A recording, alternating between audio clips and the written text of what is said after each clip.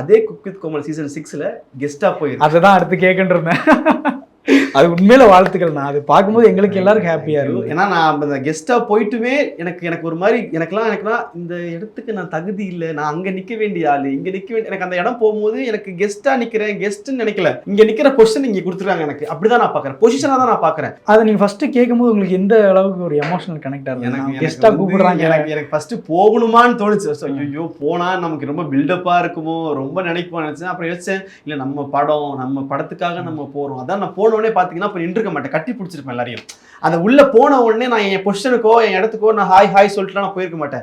எனக்கு போன அவங்க கூட தான் என் ஜேர்னி ஸ்டார்ட் பண்ணேன். புகழ் வந்து அவருடைய ஸ்கிராட்ச்ல இருந்து நான் பார்த்திருக்கேன், பாலாவோட ஸ்கிராட்ச்ல இருந்து நான் பார்த்திருக்கேன், அங்கிருந்த ஒரு கோமாளோட ஸ்கிராட்ச்ல இருந்து நான் பார்த்திருக்கேன். அப்ப எனக்கு என்னன்னா அவங்கெல்லாம் எனக்கு ஃபேவரட்ஸ். அவங்கள நான் ஒருத்தனா இருக்கணும்னு ஆசைப்படல, அவங்கள வாழ்த்துறவனா அவங்களுக்காக நான் ப்ரே பண்றவனா இருந்தாலும் எனக்கு ஹாப்பி தான். ஸோ அப்படின்னும் போது எனக்கு நான் அவங்கள பத்தி நான் பேசியிருக்கணும் போது எனக்கு அவங்க தான் ரொம்ப ஆசை. நான் பொசிஷனுக்கு போல ஹாய் சொல்லல, நான் போய் கட்டி பிடிச்சி மனசார எம்மா தப்பா நினைச்சுக்காதீங்க யாரும், அதெல்லாம் கட் பண்ணிட்டாங்க, தப்பா நினைச்சுக்காதீங்க யாரும், நான் கெஸ்ட்லாம் இல்ல, இந்த பொசிஷன்ல நிக்க போறேன்னு சொல்லி பாப்பா அப்படின்னு சொல்லி புகழ் அனுப்பிச்சு விட்டாப்ல. ஸோ இந்த மாதிரி ஐ ஃபீல் லைக் எமோஷனான ஒரு மூமெண்ட்.